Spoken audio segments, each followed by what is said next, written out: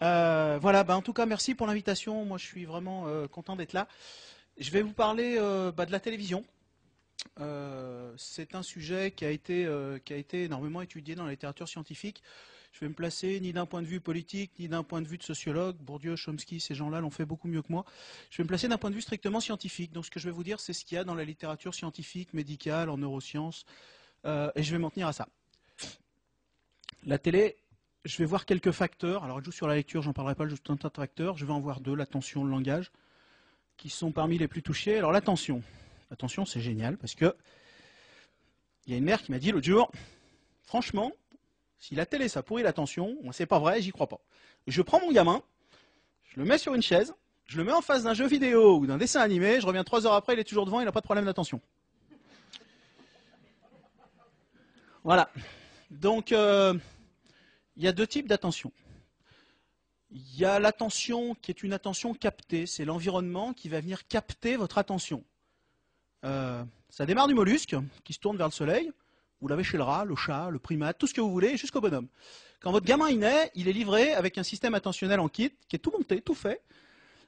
Quand il y a quelque chose qui apparaît dans notre environnement, quelque chose de nouveau, quelque chose qui nous surprend, on porte notre attention dessus. C'est un réflexe. Au même titre que quand le toubib il vous tape sur le genou et que ça vous fait bouger la jambe, quand vous avez quelque chose d'inattendu, ça passe même pas par le haut du cerveau, c'est même pas réfléchi, vous tournez votre attention. Il y a deux raisons à ça. Franchement, si vous avez quelque chose d'inattendu, alors moins maintenant, mais si vous avez quelque chose d'inattendu, c'est soit quelque chose qui vient vous bouffer et il faut réagir vite, soit quelque chose à bouffer, il faut réagir encore plus vite. En gros, on peut le résumer comme ça. Donc ce système-là, c'est le système qui est utilisé par la télévision, notamment chez l'enfant. C'est des images rapides, c'est des images pour capter ce réflexe attentionnel. Et la mère qui voit son gamin qui est devant la télévision et qui dit regarde, regarde comme il aime, regarde, regarde. Le gamin il est en train de devenir marteau. On est en train de solliciter constamment un réflexe qui est censé marcher de façon quand même épisodique. Et c'est pour ça que les gamins qui regardent la télévision avant d'aller à l'école, par exemple, ça mobilise énormément les ressources cérébrales. Vous ne faites pas marcher un réflexe comme ça use, enfin je veux dire, ça enlève l'essence du moteur, quoi. Et quand il arrive à l'école et qu'il a passé 3/4 d'heure ou 1 heure devant la télévision avant d'arriver, franchement, il n'y a plus rien dans le système. Vous avez un zombie et il faut que le système se remette sur pied. Donc, en dehors de ce système d'attention, vous avez une attention dirigée. Là, c'est le cerveau qui va mettre l'ensemble de ses ressources sur une tâche donnée. C'est vraiment la colonne vertébrale de l'intelligence, l'attention. Sans attention, il n'y a rien qui fonctionne. L'attention, elle fait quoi? On peut la voir un peu comme un chef d'orchestre, pour faire très simple. Il y a un chef d'orchestre là-dedans qui va contrôler ce qui remonte. C'est-à-dire, dès les informations qui vont remonter et qui vont passer par les relais de bas niveau du cerveau, dès cette information-là, elle est filtrée. L'attention ne laisse passer que ce qui l'intéresse, ce qui permet d'inhiber les interférences notamment. Ensuite, quand ça arrive en haut, il va falloir sélectionner les joueurs. C'est-à-dire qu'il va falloir sélectionner dans le cerveau, il va falloir faire taire tous les gens qui n'ont rien à dire, en gros. Et tout ça, ça s'apprend. Et tout ça, c'est un système qui s'apprend et qui s'apprend dans l'activité. Le jeu chez l'enfant, et puis un peu plus tard, je ne sais pas, la lecture, l'activité sportive, le jeu d'échecs, etc. Il y a plein d'activités qui développent l'attention. Il y a un très beau bouquin de Christophe André sur la méditation, qui s'appelle Méditer au quotidien, je ne sais pas, où il explique assez bien ça. Il montre que la méditation développe chez l'adulte l'attention. Et ce qui est important avec ce système attentionnel, c'est qu'il se développe tout au long de la vie. Mais si les fondations elles sont mal posées, si c'est mal parti d'en bas, vos Lego, c'est comme un Lego, quoi. Et si en bas c'est tout petit et que ça n'a pas bien fonctionné, votre Lego il ne montera pas bien haut.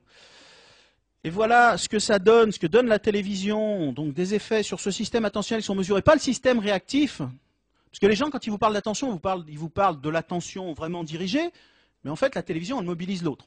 Donc quand on regarde cette attention-là réactive, cette attention dirigée, par contre, celle qui permet au cerveau de vraiment d'éliminer tout ce qui n'est pas pertinent et de mettre toutes ses ressources sur une tâche donnée, voilà. Alors, mêmes études, 1 heure par jour à 3 ans, et les probabilités de troubles attentionnels à 8 ans sont multipliées par 2. Ensuite, on refait ça plus loin. Vous prenez des gamins d'âge supérieur, de 5 à 11 ans, et puis vous regardez l'augmentation des troubles attentionnels à 13 ans, plus 50%. Mais attention, ça ne vient pas de ce qu'il y a avant, parce que au début de l'étude suivante, on mesure les compétences attentionnelles de l'enfant. On sait d'où il part. C'est-à-dire que les troubles éventuellement arrivés d'avant, ils sont pris en compte. Et ils n'ont rien à voir avec ces 50%. Les deux s'additionnent. Alors, il y aura peut-être une étude, je pense que ça va bientôt sortir, qui va prendre de 5 ans jusqu'à... Mais suivre les gamins pendant 30 ans, c'est du boulot. Donc il y a des équipes qui sont en train de faire ça, je ne sais pas quand ça va sortir. Et ben voilà, 1 heure par jour à 14 ans, même chose, vous prenez en évidence, vous prenez l'ensemble des paramètres, niveau culturel, etc., et les troubles évidemment attentionnels initiaux, et vous augmentez encore de 44%, tout ça, ça s'additionne. Et petite cerise on the gâteau, les troubles attentionnels à 16 ans, et vous multipliez les risques d'échec scolaire par 4. Donc on tape sur les instits, on tape sur l'école, mais je ne suis pas sûr qu'elle soit seule responsable des problèmes que peuvent avoir les gamins quand ils arrivent. À part mon instit, mais les autres, ils sont bien. Voilà. Alors, des fois, c'est un peu subtil. Je vous ai dit que l'attention, elle se développait tout au long de la vie. Je vais prendre un exemple. Vous avez un adulte, papa, qui repasse. J'ai pas dit maman, hein. J'ai bien dit papa. Donc, papa qui repasse dans le salon. Et évidemment, il y a le gamin, vous ne savez pas quoi en faire. En gros, il vous prend un peu la tête. Donc, vous avez un petit parc, vous le prenez, vous le mettez dedans. Un peu, je dis bovin parce que je me suis fait engueuler l'autre jour. Donc vous prenez ce brave gamin et vous le posez dans son parc et vous avez l'impression qu'il ne fait rien. Il se passe plein de choses. Si on pouvait enregistrer ce qui se passe dans son cerveau, ça serait un feu d'artifice. C'est un miracle de l'évolution. Donc vous avez l'impression que vous avez un bovin apathique là qui ne fait rien pendant que vous repassez. Et en fait, vous avez un truc qui est en train de se construire et de s'allumer dans tous les coins. Et ça progresse de façon assez prédictible. C'est-à-dire que le gamin, il va commencer quand il est tout petit par prendre un objet. Sophie la girafe au hasard. Donc il prend Sophie, il la regarde 3 secondes, au bout de 3 secondes il en a marre, il la jette, ou il n'arrive même pas à la tenir, et puis le lendemain il la prend un peu plus longtemps. Et puis il la regarde un peu plus longtemps. Le regard c'est un signe d'ancrage attentionnel. C'est-à-dire quand le gamin est attentif à quelque chose, il porte son regard dessus. Il va la prendre plus longtemps, puis de plus en plus longtemps. Et puis au bout d'un moment il va prendre Sophie la girafe, il va prendre autre chose, et puis il va mettre les deux ensemble. Et puis ça va être de plus en plus compliqué. Si vous regardez les textbooks, les bouquins de neuropsychologie, des signes de retard du développement, par exemple, c'est des jeux plus courts, c'est des changements d'objets précoces. C'est une attention qui est mal focalisée sur l'objet avec lequel vous jouez. Vous pouvez prédire de là que l'enfant a un retard de développement. Qu'est-ce qui se passe avec la télévision? Le gamin, il est dans son parc, il chope Sophie la girafe. Et papa, il repasse. Il regarde la télé, évidemment. Et je dis, oh, pas grave. De temps en temps, il y a une image où il y a un son plus fort. Le gamin, il lâche Sophie et il regarde, parce que son système attentionnel le porte à regarder. Il y a eu un son, ça l'a inquiété, il a regardé. 1 seconde, juste une, il n'y a besoin que de ça. Les gamins, là, dans cette étude, ils regardent la télévision entre 2 et 5% du temps. Mais cette seconde-là, elle fait que il a Sophie la girafe, il a regardé et il a perdu Sophie la girafe. Il recommence autre chose. Cette complexification, elle ne se fait plus. Et vraiment, vous portez atteinte au développement de l'attention et du système juste par ça. Parce que ces gamins-là qui sont devant la télévision, même si elle est d'arrière-plan, même si ce n'est pas eux qui la regardent, même s'ils ne font que jouer à côté, on parle de jeunes enfants, de 1 à 3 ans, ils changent de jouet plus fréquemment, ils présentent des schèmes de jeux beaucoup moins riches, ils affichent des places de jeu raccourcies, donc c'est moins compliqué puis c'est plus court, et en plus ils sont moins concentrés, juste du fait de la télévision. Parce qu'elle va happer l'attention, et quand vous êtes interrompu au milieu de quelque chose, ben, il nous faut déjà du temps pour revenir dans le machin.